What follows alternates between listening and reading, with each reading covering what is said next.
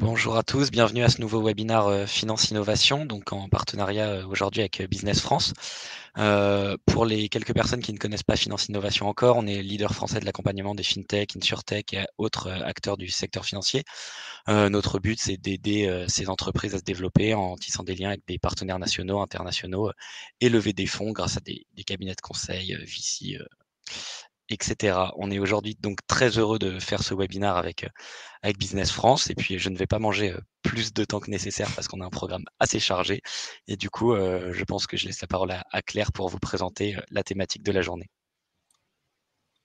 Oui, bonjour à tous. Donc effectivement, on vous accompagne à l'international et notamment sur 2 opérations. La première étant sur l'Asie, puisque à cette heure-ci, il est un peu tard chez eux, donc on commencera par eux et ensuite par les États-Unis. Mais je laisse la parole à Andine pour, la petite introduction. Bonjour à tous, donc merci de nous rejoindre pour ce webinaire. Donc ce sera un webinaire à 4 voix.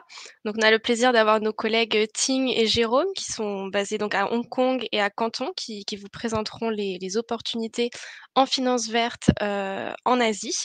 Et on a également Faisal qui est basé à Toronto qui lui va vous présenter les opportunités en assurance aux USA. Et donc Claire et moi-même, nous sommes basés donc à Paris. Et avant de rentrer dans le vif du sujet, on aimerait en apprendre un petit peu plus sur vous et puis pour peut-être attendre un petit peu les retardataires. Donc on va vous poser 2 petites questions très simples, il n'y a pas de piège. Hop. Alors, première question, qui êtes-vous? Est-ce que vous êtes une fintech, une insurtech, une greentech ou une legaltech? Donc vous pouvez partager, dans le chat. Vous avez juste à écrire et nous, on pourra voir vos réponses. Donc voilà, c'est pour, savoir un petit peu qui est là, aujourd'hui pour ce webinaire. Ah, ça écrit. Alors Nicolas a l'air merci Nicolas. Fintech.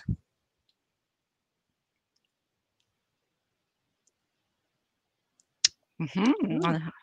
On est plutôt sur les fintech.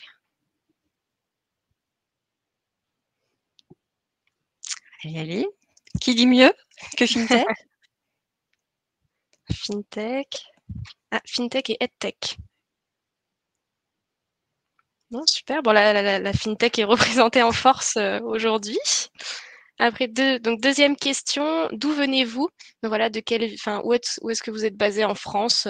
Pareil, partagez dans le chat, on verra, quelles régions sont représentées aujourd'hui. Ah, Paris, beaucoup de Paris. Ah, Nantes. Paris, Nantes.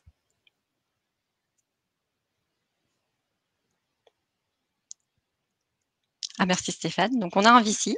Eh oui. Paris. Ouh là. Paris. Bon, bah, la capitale est très représentée, aujourd'hui. Ah, Istanbul. Mmh. Vilnius. Bon, super. Bah, merci à tous. Donc on en sait un peu plus sur vous. Maintenant, c'est à nous d'en dire un peu plus, sur Business France. Donc je laisse la parole à Claire qui va vous faire une petite introduction.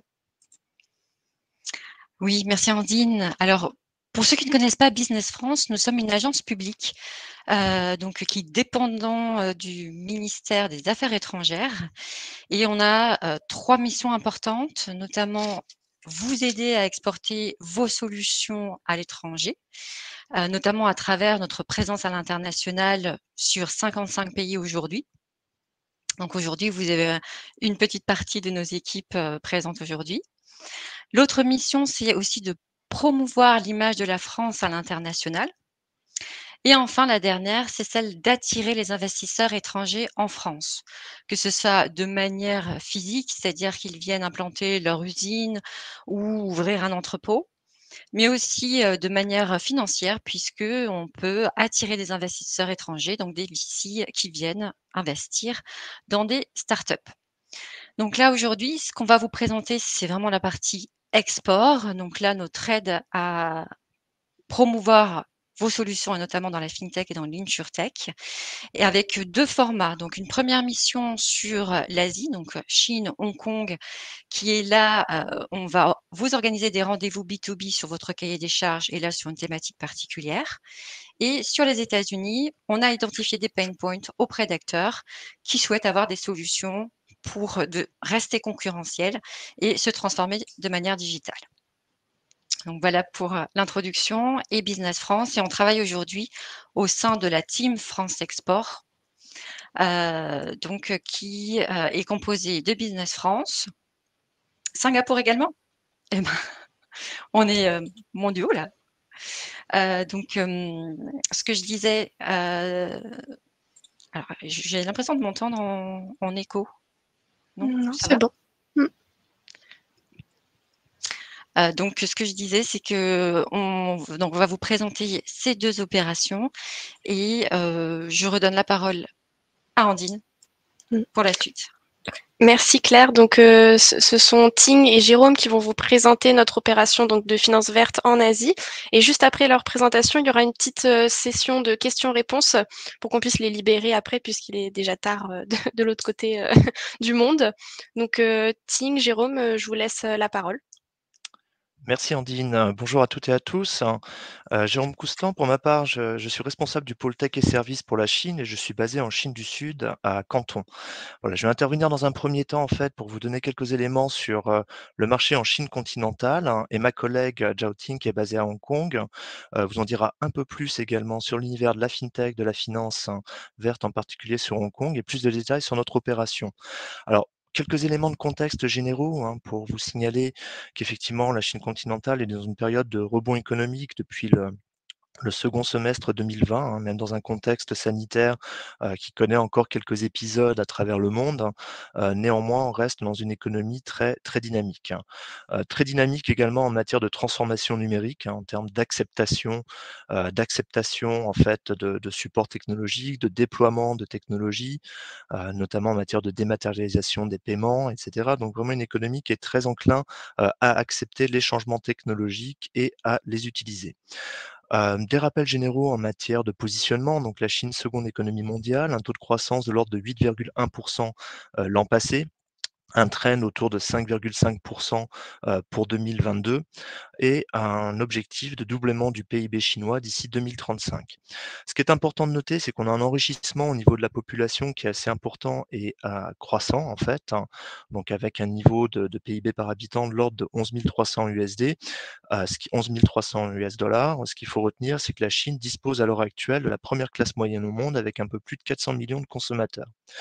Donc, ce qui fait effectivement un vivier de consommateurs, mais également d'épargnants et également de personnes aptes effectivement à investir sur un certain nombre de secteurs d'activité. La France reste dynamique sur le marché chinois, donc avec des exportations à la hausse qui ont augmenté en 2020 et 2021 d'un peu plus de 15%. Voilà, donc des indicateurs qui sont plutôt positifs dans un contexte, effectivement, où il peut y avoir encore quelques rebonds liés à la crise sanitaire et également des frontières qui malheureusement restent encore fermées physiquement, à part Hong Kong où on a un peu plus de flexibilité, mais avec des signaux très positifs en matière de réouverture en fait, sur un horizon 2022-2023 en fait, donc des signaux un peu plus positifs, mais également des opérations qu'on a pu réaliser sous un format digital également de manière accrue sur ces 2 dernières années. Je vais en venir un peu plus sur le sujet qui nous concerne tous aujourd'hui en fait, donc en vous redonnant quelques éléments complémentaires, cette fois-ci sur la finance verte ou la green tech. Donc, pour vous donner quelques éléments de contexte, on est sur un marché en cours de structuration en fait en Chine, dans un contexte de double objectif carbone, donc l'objectif d'une atteinte de pic d'émissions avant 2030 et neutralité carbone à l'horizon 2060. Donc ce qui nécessite des investissements massifs en matière de transition énergétique. On constate qu'il y a une insuffisance au niveau des capitaux publics, ou en tous les cas, ils ne peuvent pas tous être orientés vers ce type d'investissement, d'où effectivement un secteur de la finance verte qui doit jouer un rôle essentiel, que ce soit les banques ou les marchés financiers, en matière de mobilisation et d'orientation des capitaux vers des investissements verts, donc qui soient bénéfiques effectivement pour le climat et l'environnement. Alors, on est dans un marché en plein essor, qui est nouveau mais en plein essor, donc, qui bénéficie du soutien des autorités. Ici, quelques données chiffrées. En fait, fin 2021, on avait un peu moins de 2000 obligations dites vertes pour un volume global de 350 milliards USD. donc à peu près 2,5% du marché obligataire. Et côté finance bancaire, l'encours de Prévert s'élevait à peu près à 2 400 milliards d'USD fin 2021. Donc tout ça sur des trends extrêmement positifs, avec une régulation aussi, étroite en fait, hein. Les autorités surveillent effectivement aussi le développement, des acteurs sur ce marché, mais avec des ouvertures qui sont possibles également, notamment, vis-à-vis d'un certain nombre d'acteurs internationaux ou étrangers ou via la plateforme de Hong Kong. En 2020, les secteurs privilégiés pour les crédits verts étaient plutôt sur les transports verts, les industries émergentes, les énergies renouvelables, hein, et également d'importantes orientations en matière d'économie d'énergie dans l'industrie. Alors, nécessité de promouvoir et de mieux structurer le développement de la finance verte en Chine, hein. Donc, pour rappel, effectivement, le double objectif carbone en Chine, hein, pic et neutralité, donc qui nécessite d'une part, d'accroître l'efficacité énergétique, hein, avec les ressources existantes, hein, en matière de sécurité énergétique, hein. Donc faire mieux déjà avec ce qu'on a, puisque la transition va prendre du temps naturellement, et dans le même temps de promouvoir le développement des énergies renouvelables. Donc on a une transition verte qui nécessite un apport financier assez important, hein, donc avec, ce qu'on rappelait effectivement des investissements, au niveau des institutions financières, des banques, et des besoins qui s'expriment dans différents sous-secteurs d'activité, notamment en matière d'outils de monitoring, de prédiction, d'analyse.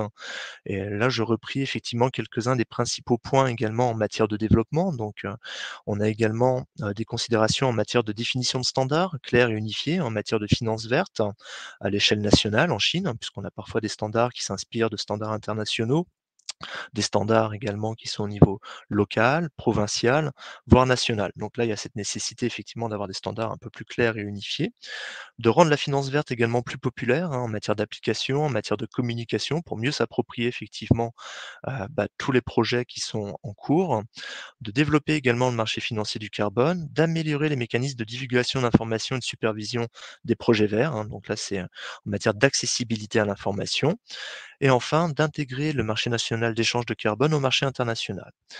Les autres items, je vous en ai déjà parlé un petit peu avant, donc effectivement sur le développement d'outils, l'optimisation de gestion des prêts verts et obligations vertes, leur suivi, également tout ce qui est stress test, hein, pour vérifier effectivement la matière de risque climatique et cetera, risques en matière de crédit, de scoring, et également, du développement en matière de RSE, ESG, également sur la Chine. Voilà en quelques vignettes en fait, une présentation du dynamisme à la fois du marché chinois dans son ensemble, hein, du dynamisme en particulier de la finance verte en Chine et de ses acteurs, hein, pour la partie Chine continentale, et je vais céder la parole maintenant à ma collègue Zhao Ting, qui va vous en dire un peu plus sur la partie finance verte depuis Hong Kong et qui pourra vous détailler également, l'organisation de notre événement qui est prévu très prochainement en octobre et novembre sur Hong Kong et la Chine continentale. Ting, je te cède la parole. Oui, merci beaucoup Jérôme. Tout d'abord, merci à Claire, Ondine et aussi que Finance Innovation pour organiser ces séminaires, afin qu'on pourrait vous montrer un peu plus sur le marché fintech en Chine et marché green finance. Donc, je suis Zhao Ting, je suis passée au bureau de Business France à Hong Kong depuis une dizaine d'années, toujours dans le secteur finance et technologie. Donc, je vois beaucoup des amis ici aussi, que des entreprises qu'on avait travaillé avant aussi. Depuis 2012, nous avons travaillé avec Finance Innovation sur des missions fintech. Donc, cette année en particulier, on met un focus sur la finance verte durable. Donc, comme vous êtes tous dans le monde de finance, vous connaissez forcément très bien le marché à Hong Kong ou bien à Singapour. Ce sont les deux hubs centres asiatiques pour la finance. Donc, mais peut-être que juste que je vous présente rapidement un peu plus des updates d'abord sur Hong Kong, en particulier sur dans le main fintech. Depuis les 5 dernières années que le gouvernement de Hong Kong a mis beaucoup d'efforts à support dans le secteur fintech, comme vous voyez dans le slide. Hong Kong compte aujourd'hui 5 unicorns dans fintech et plus 600 plus des entreprises fintech. Donc 60% sont focus dans B2B. Et également, Hong Kong se tour, aujourd'hui, il y a plus de 2000 700 de fonds d'investissement, des private equity sont basés dans la ville. On trouvait également près de 200 banques internationales, aussi que leurs représentants sont aussi ici. Hong Kong compte également le plus en Asie, le nombre de néobanques. Et aujourd'hui, nous avons 8 néobanques plus que 2 assureurs en ligne. Donc, c'est à ce jour, le marché actuel est assez concurrentiel. Donc, si vous voyez à droite, ce sont des écrans et aussi que le nombre de néobanques présents sur Hong Kong. Donc, voici un peu l'évolution historique. Si vous voyez, ce sont des dernières fintech de Hong Kong qui sont très connues et fortement supportées non seulement par le gouvernement de Hong Kong et aussi qu'ils sont beaucoup d'investisseurs dans la région.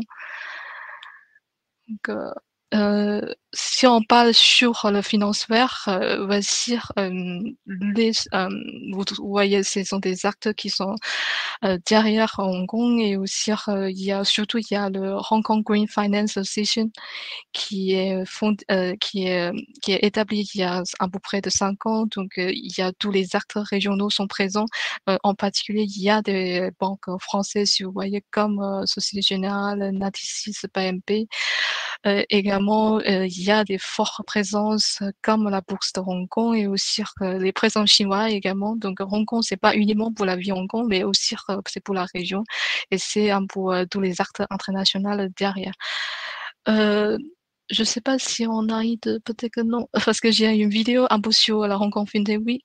Je voudrais vous préciser un peu plus sur la mission financière. Nous allons organiser entre octobre et novembre cette année.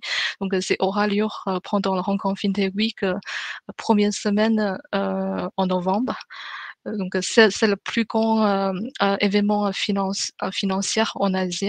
Donc, c'est à peu près la même période que le Singapour Fintech Festival. Donc, ça, ce sera la 3e édition que nous organisons pendant cet événement. Donc, je vous détaille un peu plus sur la mission que nous avons envisagée pour cette année.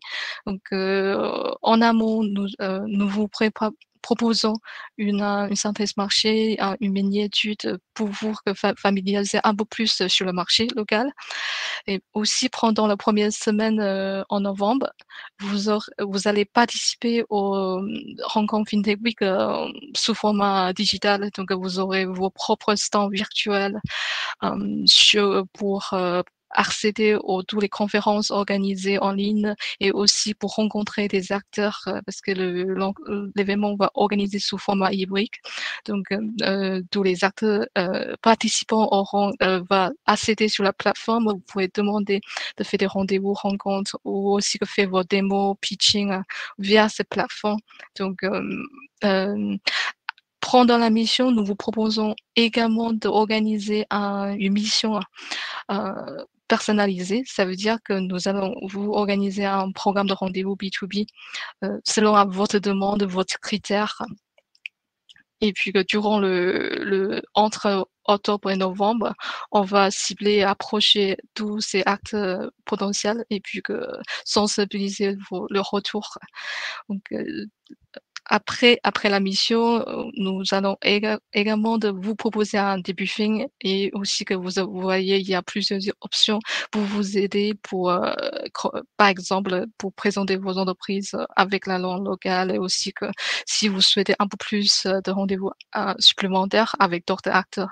Donc, ces missions concernent 3 villes en Chine plus Hong Kong, Pékin, Shanghai. Donc, ce sont les 2 villes principales en Chine continentale qui on se trouve tous les décideurs dans le secteur. Donc, voilà les dates clés pour l'ensemble de la mission. Donc, la date d'inscription, c'est d'ici 15 septembre. Pendant entre mi-septembre et fin octobre, nous allons préparer vos dossiers pour adresser auprès de tous les acteurs régionaux.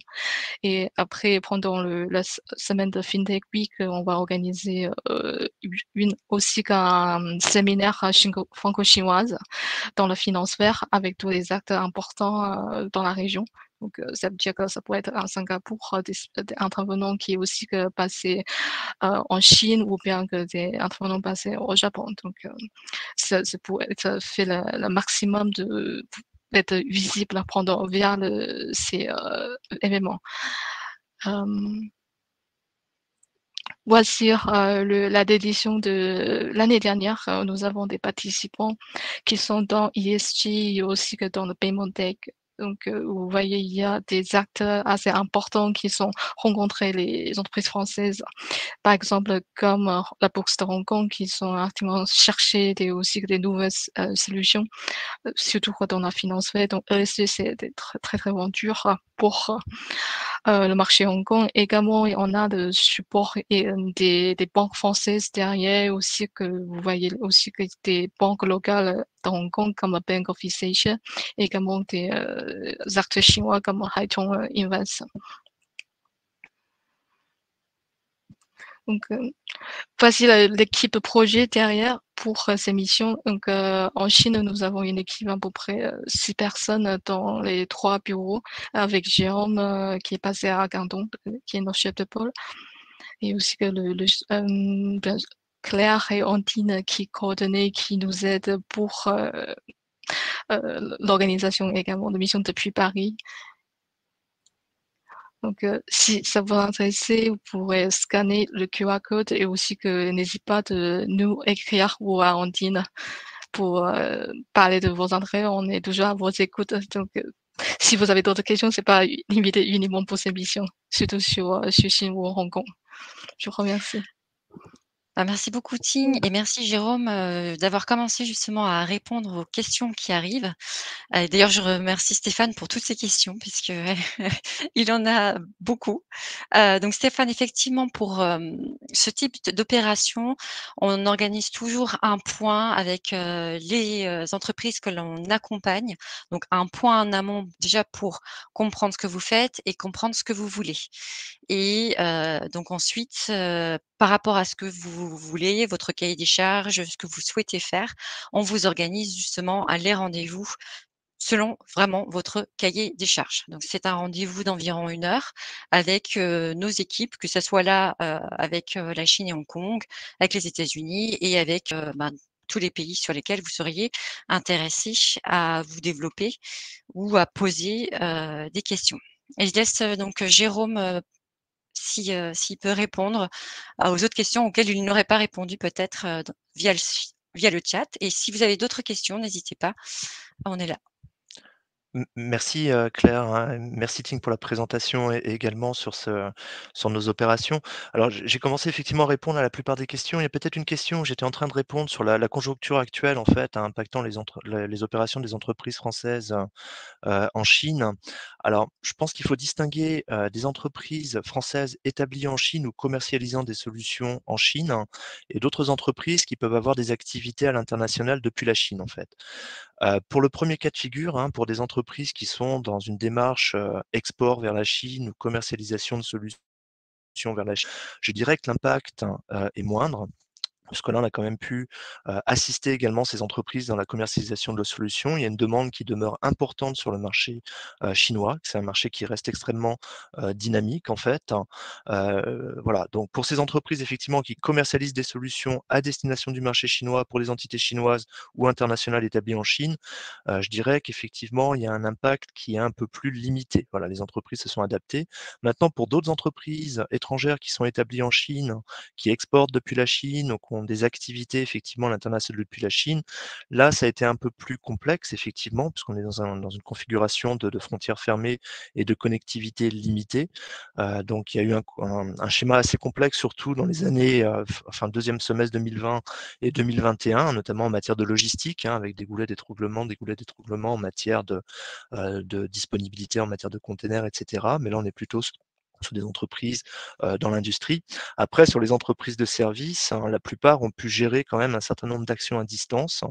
Nous-mêmes, de notre côté, nous avons pu poursuivre également nos programmes d'accompagnement, hein, des programmes qui étaient à la base effectivement avec des rendez-vous en B2B sur place, hein, mais nous nous sommes adaptés aussi au contexte chinois de frontières fermées et nos entreprises qui ont pu être accompagnées dans ce cadre-là, donc avec l'organisation de missions à distance, hein, ont pu, pour un certain nombre d'entre elles, amorcer des courants d'affaires, générer un certain nombre de courants d'affaires également. Voilà.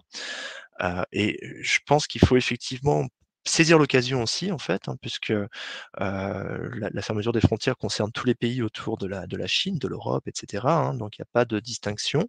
Donc il y a une demande qui demeure forte, et il faut également avoir à l'esprit qu'il demeure compliqué. S'il est compliqué pour des étrangers de venir en Chine, c'est compliqué également pour des Chinois de sortir de Chine à l'heure actuelle.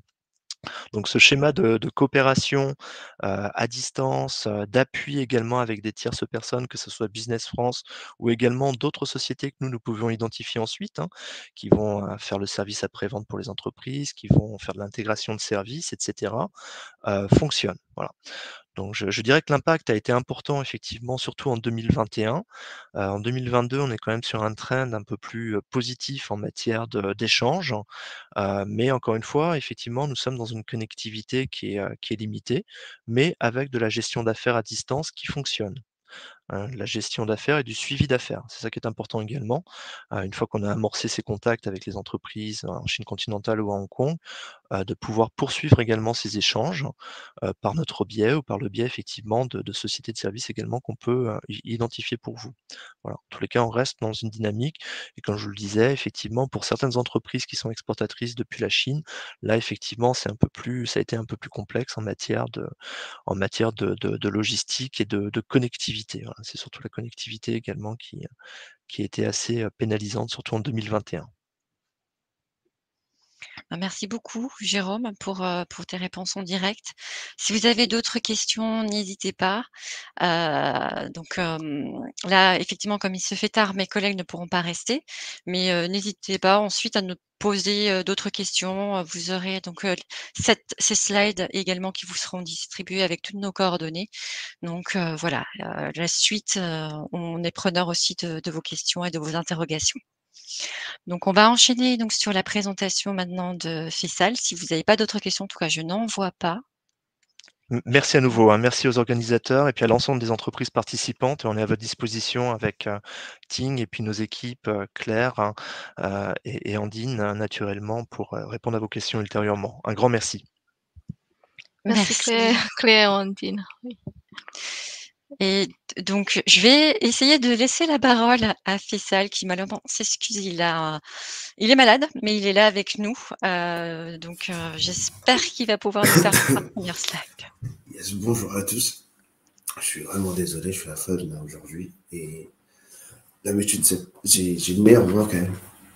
Donc je vais essayer d'être très scientifique, mais très précis également pour vous parler des États-Unis et du potentiel qu'on a sur le marché nord-américain notamment, et vous présenter notre opération, la première édition de nos Business Meeting InsurTech. Donc, on sait tous que les États-Unis ou l'Amérique du Nord représentent vraiment une réelle opportunité pour les entreprises françaises. C'est le plus grand marché au monde, avec notamment près de 330 millions d'habitants. On a la plus grande concentration d'entreprises de Fortune 500 basées en Amérique du Nord. C'est le marché, en fait, c'est l'Eldorado pour toutes les entreprises tech. C'est le premier écosystème tech au monde, notamment parce qu'on a les meilleurs leaders, les meilleurs innovateurs qui sont basés aux États-Unis. En termes d'écosystème startup, je vais paraphraser tout ce qui est écrit sur la slide, mais plus de 40 000 startups dans la Silicon Valley, 10 000 dans la Silicon Alley à New York, et sur les 560 licornes qui ont été recensées l'année dernière, plus de 340 sont basés aux États-Unis, ce qui montre quand même l'importance qu'a ce marché-là dans le monde tech. Mais bon, ça, vous le savez déjà parce que vous êtes dans cet écosystème-là, même en France et à l'international. Et c'est le marché VC le plus mature au monde, avec notamment plus de 50% du capital risque mondial qui est levé aux États-Unis. Oui, on le voit notamment avec les différentes levées de fonds, même récentes, où on a de plus en plus de VC qui maintenant mettent également des tickets au sein des entreprises françaises, à l'instar de plateformes messages, Alain notamment avec le Power Corporation, notamment le VC canadien. Et on a, voilà, c'est le siège social de plus de 1000 VC. Voilà, je ne vais pas les citer, vous les connaissez tous par cœur. Andreessen, Sequoia, Axel, Bemerson, ils sont tous là. Et ce qui est intéressant également, c'est que plus de 30% des fondateurs qui ont reçu des fonds par ce biais-là, par le capital risque, par IPC, sont des immigrants. Donc, pas mal de Français, beaucoup d'Iraniens, des Pakistanais, etc. Donc, c'est un marché qui donne vraiment l'opportunité à tout le monde. Et c'est ce qui fait que le marché américain ou le marché états-unien est si prisé que ça. Cependant, scaler sur ce marché-là est très difficile parce qu'il y a énormément de défis. Parce que c'est un marché ultra compétitif, comme vous le savez. C'est un marché où en fait, tout le monde vient pour valider sa go-to-market, valider sa stratégie.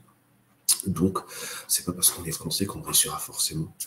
Et malheureusement, ce que j'entends, moi, quand je parle avec les entreprises françaises, j'en parle avec 100 à 150 par an, c'est que certaines entreprises françaises pensent qu'ils n'ont pas de concurrence.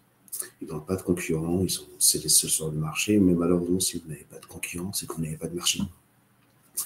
Donc, c'est pour ça qu'il est bon d'avoir des concurrents, parce que c'est ce qui vous permettra, en fait, d'aller attaquer une niche sur le marché états-unien. Ça coûte 4 fois plus cher. En effet, pour réussir notamment son développement sur le marché états-unien, si je prends New York ou San Francisco, qui sont les hubs de la tech mondiale, il faut entre 1 à 1,5 million de dollars la première année, pour notamment les bureaux, pour notamment tout ce qui est logistique, pour le recrutement, pour avoir les meilleurs talents, pour pouvoir scaler son business. C'est une sophistication des process. Ce qu'on voit de plus en plus maintenant en France, tout est processé aux États-Unis. Vous avez 5 personnes pour faire, par exemple, des tâches très spécifiques. En France, on a un directeur commercial qui fait le BDR, qui fait le SDR, qui fait de l'account exécutif et qui fait également le VP Sales ou le directeur commercial pour pouvoir notamment vendre. Alors que aux États-Unis, tout est vraiment processé. Vous avez un SDR qui fait que des appels. Vous avez un SDR qui vraiment charge la relation pour pouvoir sécuriser des calls. Et vous avez le VP Sales à la fin qui va les serrer des mains pour pouvoir notamment closer des deals. Donc, juste une anecdote qu'on entend souvent, notamment quand on parle avec les entrepreneurs français qui sont basés aux États-Unis, qui sont successful. Quand on va par exemple dans un restaurant, en France, vous avez un seul waiter, un seul serveur qui vient, qui vous apporte la donnée, qui vous amène l'eau, qui prend votre commande, alors qu'aux États-Unis, vous avez 3 à 4 personnes pour faire ce même job. Donc, il y a une vraie spécialisation aux États-Unis et c'est pour ça qu'ils sont très bons dans tout ce qui est sales et marketing par rapport notamment au reste du monde. Et il est très difficile de naviguer un dernier point au sein des réseaux aux États-Unis, c'est-à-dire que les Français ont un réseau limité. Ils ne connaissent pas beaucoup de monde et aux États-Unis, le réseau is everything. Le network, c'est vraiment everything. Donc, en effet, les entreprises françaises se basent souvent et à 90% en disant que je vais aller à New York, que je vais aller à San Francisco. Mais il ne faut pas oublier que plus de 50% des autres affaires sont réalisées à Austin, Texas, Chicago, Boston. Donc, il ne faut pas non plus négliger ces réseaux-là et ne pas juste se focaliser sur la partie new-yorkaise. Donc, voilà, un très grand marché, des défis très importants et c'est quoi la roadmap, notamment d'une expansion classique aux États-Unis? C'est entre 1 à 2 ans. Ça passe par fine-tuner sa go-to-market jusqu'à notamment scaler ses affaires ou son business aux États-Unis en passant sur les différentes étapes. Et nous, Business France, on vous aide à travers dans cette roadmap pour s'y greffer et pour vous accompagner. Donc ça, c'est vraiment le contexte général sur le marché américain et sur les préjugés qu'on peut avoir en disant que c'est facile, c'est très difficile. Là, on passe directement sur le marché de l'insurtech. Je vais être très bref parce que je commence à perdre ma voix, je crois. Donc, les États-Unis, c'est vraiment le marché qui représente le plus grand marché de l'assurance au monde, en termes de volume, en termes de primes d'assurance, parce qu'il est très facile aux États-Unis de suivre les gens, comme vous le savez. C'est 30% du volume mondial et ça génère, et c'est vraiment l'un des employeurs les plus importants ici en Amérique du Nord. Les technologies numériques qui sont mises au point notamment par les insurtech aident l'industrie à offrir de meilleures expériences clients et améliorer l'efficacité. Il y a 4 thèmes technologiques clés qui façonnent cette industrie-là que vous connaissez tous, bien entendu, c'est l'intelligence artificielle, comme vous le savez, qui en tirant parti de ces plateformes qui sont basées sur l'intelligence artificielle, on renforce l'efficacité et l'efficience des fonctions critiques qui sont devenues un impératif stratégique pour l'ensemble des boîtes. Et aujourd'hui, cette automatisation, en fait, très importante et très présente, a permis notamment des assurances en property and casualties, aux assureurs qui proposent l'assurance vie, à faire des économies très importantes. Et c'est une tendance qui va se poursuivre ici aux États-Unis. Il y a la big data, bien entendu. l'utilisation des données qui peuvent provenir des tierces partenaires, mais également des bases de données des assureurs, permettent d'améliorer le process de souscription, mais également de mieux personnaliser cette relation client qui aujourd'hui est devenue vraiment une nouvelle frontière pour la compétitivité. C'est-à-dire qu'aujourd'hui, le Covid a accéléré également ce process-là. Si on ne personnalise pas l'offre au client en question, on risque de perdre le client en question. Donc ça, c'est très important, la partie Big Data. Il y a également l'assurance embarquée, ou ce qu'on appelle aux États-Unis des Embedded Insurance, notamment l'utilisation des API pour intégrer de manière transparente les produits, des solutions d'assurance dans le parcours numérique des clients. Et ça, c'est devenu vraiment un levier de croissance très important pour les banques, les constructeurs automobiles et même pour les autres partenaires. Le fait d'ajouter des produits dans leur écosystème peut augmenter les revenus, donc et améliorer la proposition de valeur, ce qui se traduit bien entendu par une situation gagnant-gagnant pour les assureurs et pour notamment les distributeurs ou les partenaires en question. Bien entendu, le cloud. Aujourd'hui, les assureurs, les insurtech qui utilisent le cloud pour intégrer des composants d'intelligence artificielle, big data, les API ouvertes, tout ça dans le but d'augmenter, d'accroître la rapidité et l'efficacité de leur chaîne de valeur, bien entendu. Et ces plateformes cloud sont utilisées pour développer notamment et déployer des nouveaux produits. La particularité du marché de l'assurance en Amérique du Nord, c'est que c'est un marché très fragmenté, notamment aux États-Unis, avec plus de 5000 compagnies d'assurance. Vous avez notamment les États sur lesquels on voit une concentration de ces entreprises. C'est le système de distribution parce qu'ils passent tous par des brokers. C'est pas comme en France, on peut aller directement voir les assureurs. Il y a une régulation qui est assez importante parce que les États-Unis, comme vous le savez, composent de 50 États et que ce qui dit 50 États dit forcément 50 juridictions différentes. Et il existe également deux instances de contrôle. Comme vous le savez, le National Association.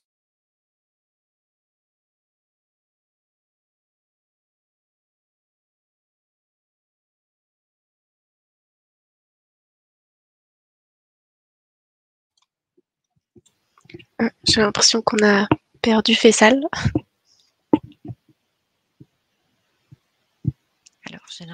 Alors, est-ce que vous pouvez nous dire si vous nous entendez toujours dans le chat? Oui, Claire, on t'entend très bien. Faisal, on a effectivement perdu. D'accord. Bon, alors je vais reprendre en attendant. Alors, soit c'est un problème de connexion. Effectivement, le marché américain est un marché assez fragmenté. Vous avez aussi bien des gros acteurs de l'assurance comme de très petits qui peuvent être vraiment dans des villes, donc à côté de vous. Allô, vous m'entendez? Oui. Parfait. Je suis revenu. Pardon, je suis vraiment désolé pour ça. Pardon, merci. Donc, voilà, deux instances de contrôle, le NAC, le National Association of Insurance Commissioners, et le Federal Insurance Office. L'assurance santé aux États-Unis représente le marché d'assurance le plus cher au monde. On le sait tous aujourd'hui, notamment quand les entreprises françaises viennent s'implanter sur le marché américain. C'est l'un des leviers, notamment, pour inciter les meilleurs talents à venir chez eux, parce que c'est très important, ça coûte très cher l'assurance. Et comme vous voyez, voilà, les primes annuelles pour les familles peuvent varier, si on est célibataire, entre 8 000 € à plus de 20 000 $, ce qui est énorme. Il y a également une spécificité dont je voulais parler ici, c'est l'assurance automobile au Canada. Je ne sais pas si vous le savez, mais l'assurance automobile coûte très cher au Canada. Moi, en ce qui me concerne, parce que je suis basé à Toronto, je ne me suis pas présenté parce que je voulais aller très vite pour ne pas perdre la voix, mais je paye 350 $ par mois pour mon assurance. Alors qu'en France, je paye 60 €. Donc, ce qui est énorme, et on a énormément d'insurtech qui veulent disrupter ce marché-là, mais c'est un marché, en fait, où on a un monopole, notamment dans certaines provinces où c'est le gouvernement qui propose cette assurance, notamment en Colombie-Britannique, par exemple, ou Manitoba. Et là, je vous ai mis notamment les prix moyens des assurances automobiles qu'on peut avoir en Ontario et au Québec. Et vous pouvez remarquer qu'au Québec, c'est 2 fois moins cher que l'Ontario parce qu'il y a le gouvernement provincial qui a une subvention très importante pour notamment les assureurs afin qu'ils puissent proposer des packages beaucoup plus accessibles à leur population. Et bien entendu, le California Consumer Privacy Act, qui est notamment le RGPD, notamment californien, pour notamment permettre aux prospects d'avoir le contrôle sur leurs données. Donc voilà, là, c'est la particularité. Et c'est ce qui rend un peu difficile peut-être, notamment ce CCPA, pour notamment la collecte des données, pour notamment mieux personnaliser sa demande. Donc ça, c'est quelque chose sur lequel les insurtech ont un peu du mal, notamment, c'est vraiment un casse-tête pour le marché californien. Donc c'est pour ça que toutes les insurtech qui commencent juste par le marché New York, parce qu'on n'a pas ce tac-là qui est éligible en quelque sorte, qui est actif ou opérationnel sur le marché new-yorkais, sur la côte Est. Quelques menaces et opportunités. Le Covid, comme je vous dis, a accéléré le processus notamment de personnalisation, de digitalisation, notamment de l'industrie de l'assurance, parce que le marché de l'assurance aux États-Unis et au Canada est très, très conservateur et très old school, contrairement au retail.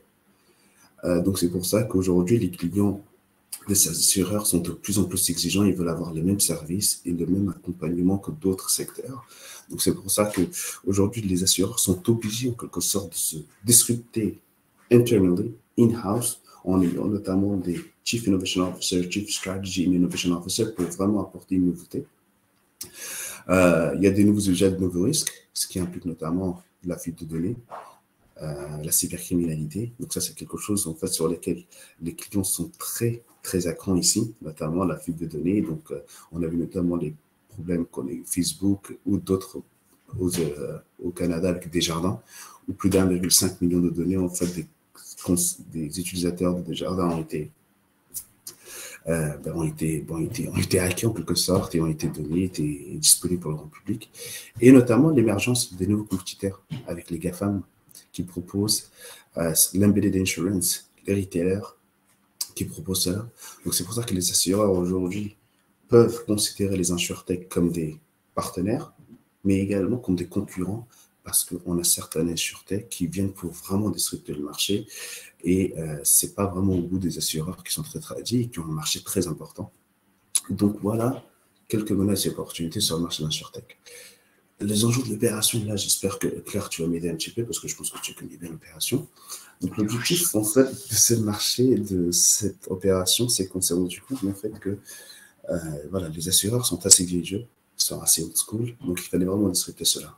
On a essayé de calquer ce qu'on fait dans le retail, à savoir aller chercher des grands comptes pour vraiment identifier leurs pain points afin d'aller en France et de chercher des solutions innovantes qui pourraient matcher avec ces pain points. Et donc, c'est de créer un espace virtuel pour favoriser les interactions entre les grands comptes américains et canadiens et les entreprises françaises qui proposent des solutions notamment innovantes dans le domaine de l'assurance. Et bien entendu, informer, mais également organiser des webinaires pour notamment parler de tendances, des trends, et faire intervenir des experts pour notamment monter en compétence les entreprises françaises sur les enjeux de cette industrie-là sur le marché nord-américain. Donc aujourd'hui, on a déjà des grands comptes qui nous ont fait confiance. Donc on en a mis certaines, à savoir Mapfre, Assurity, Mercer. On en a également d'autres en cours qui sont dans notre pipe, qui ne nous ont pas encore validés, qui ne nous ont pas donné l'autorisation de communiquer encore sur leur nom. Mais l'objectif aujourd'hui pour nous, c'est que on puisse présenter à ces grands comptes américains qui sont OK pour accueillir des entreprises françaises, des belles solutions qui pourraient répondre notamment aux challenges que vous pouvez voir sur la slide, à savoir détecter des anomalies et fraudes, comment automatiser digitaliser la déclaration des sinistres, comment digitaliser la distribution des produits d'assurance et le parcours client. Donc ces assurances, ces grands comptes sont à la recherche de ce genre de solutions pour pouvoir notamment les implémenter au sein de leur entreprise pour le proposer à leurs clients. Donc ça, c'est certains pain points et certaines entreprises en fait, qui ont accepté voilà, de partager ces centres d'intérêt, ces pain points-là avec nous. Et nous, aujourd'hui, on est à la recherche des solutions en France. On a déjà commencé, pour votre information de recrutement, on a déjà de très belles entreprises françaises qui sont déjà présentes aux États-Unis, qui nous ont fait confiance. Donc ça m'intéresse parce que c'est une alternative pour nous pour aller parler avec des grands comptes et éventuellement, pourquoi pas, ouvrir des portes que je ne peux pas ouvrir moi-même et passer par le biais notamment de Business France. Donc l'offre de Business Meeting et SureTech, c'est quoi? C'est des webinaires. Comme je vous l'ai dit, c'est pour aider à comprendre mieux les enjeux du marché nord-américain, comprendre les tendances, les innovations et comment collaborer avec les équipes innovation des compagnies d'assurance. Donc, on aura 2 webinaires spécifiques où on aura des experts de l'industrie qui vont venir parler des enjeux et des tendances et on aura une personne notamment qui travaille dans une assurance, et un expert qui est là pour disrupter le marché, qui va venir parler de comment collaborer pour une entreprise étrangère avec les équipes innovation des compagnies d'assurance. Donc, 2 webinaires qu'on a déjà en quelque sorte closés, et on attend juste notre cohorte pour pouvoir notamment organiser tout cela. Et bien entendu, la partie B2B meeting, où ce sera des rendez-vous de 30 minutes qui auront lieu en digital avec les entreprises françaises et les entreprises américaines et canadiennes qui ont accepté de se rencontrer. C'est-à-dire qu'on va présenter le portfolio d'entreprises françaises que nous avons recrutées à nos rencontres, qui vont nous dire ça m'intéresse, ça m'intéresse pas. Nous allons faire un filtre en amont, bien entendu, parce qu'on ne va pas juste envoyer le catalogue. C'est pour cela qu'on a envie et on a besoin de vous parler. On a besoin de comprendre également votre roadmap, votre stratégie, si c'est les États-Unis, c'est juste du one-shot ou de manière opportuniste, ou s'il y a vraiment une stratégie derrière, parce que vous souhaitez vraiment scaler votre business sur le marché américain, pour pouvoir notamment présenter des entreprises sérieuses qui ont les épaules solides et qui ont notamment les moyens pour soutenir ce développement sur le marché américain. Parce que nous n'avons pas envie, en effet, d'avoir des entreprises qui, par opportunité, disent « Ok, je suis intéressé », mais qui ne finissent, si jamais il y a vraiment une marge d'intérêt de la part du grand compte américain, mais qui ne puissent pas notamment soutenir ou se projeter, en fait, dans les 6 mois, dans les 1 an, sur ce marché-là. Donc, voilà, nous allons organiser ces rendez-vous en termes de timeline au mois de septembre, c'est-à-dire à partir du 23 septembre au 15 octobre. Et on se greffera également à l'event InsurTech Connect qui aura lieu à Las Vegas au mois de septembre. C'est là où se rencontrent l'ensemble des acteurs de cette industrie-là. Et on y sera présent pour notamment aller promouvoir l'offre française et rencontrer notamment de manière opportuniste également pour nous d'autres assureurs qu'on n'a pas dans notre cohorte d'assureurs sur le business meeting InsurTech. Donc voilà pour moi. Merci encore et je suis vraiment encore désolé pour ma voix. J'espère que si jamais vous avez des questions, qu'on puisse notamment faire un call la semaine prochaine pour aller encore un peu plus dans le détail et comprendre mieux votre stratégie et de comprendre comment est-ce que nous, Business France en Amérique du Nord, on peut s'y lever. Merci beaucoup, Faisal. Donc, effectivement, tu as quelques questions qui ont été posées dans la partie questions. Effectivement, on ne va pas t'embêter peut-être pour y répondre là maintenant. N'hésitez pas, Stéphane, si vous voulez, à nous envoyer vos coordonnées pour que Faisal puisse vous répondre en direct. Mais moi, je pense que sur la partie univers des VC, etc., oui, on est les connaît familier. très bien. On connaît très bien notamment la Silk Road, on connaît pas mal de VC, on a plus de 50 VC dans notre base de données avec qui on travaille de manière continue. Et encore une information, peut-être une nouveauté, c'est qu'on va organiser dès l'année prochaine un club VC où on va permettre aux entrepreneurs français d'avoir accès directement des VC américains. Donc ça, c'est une preparation, c'est dans le pipe, mais ça va sortir très prochainement pour notamment faciliter les mises en relation avec des VC américains intéressés pour investir dans des entreprises françaises. Donc oui, on connaît très bien cet écosystème VC in private equity. Ah bon, on le gardera précieusement dans ces cas-là, votre email. Merci beaucoup et merci beaucoup Faisal. Désolée de t'avoir fait parler dans ces conditions-là. Mais vous voyez, on est tous dédiés à l'accompagnement des entreprises françaises, même quand on est malade. Donc, on aimerait finir cette présentation. Donc là, ce sont 2 opérations qu'on a voulu mettre en avant parce que c'est vrai que ce sont des marchés qui sont éloignés, pas très faciles à aborder. Donc il vaut mieux vous les présenter à l'oral. Nous avons aussi d'autres opérations, dont une qui est plus sur l'Europe, donc là qui est un FinTech Tour sur la Suisse et le Luxembourg. Et nous avons en cours une opération donc qui se tiendra début septembre. Donc il nous reste encore de la place sur un FinTech et Retail Tech Tour. C'est le même principe que sur l'Asie. On vous organise des rendez-vous, là pour le coup aussi bien avec des acteurs financiers qu'avec des retailers sur l'Égypte, les Émirats. Oh, je vais y arriver. Donc sur le Middle East, Émirats Arabes Unis. les Émirats Arabes Unis.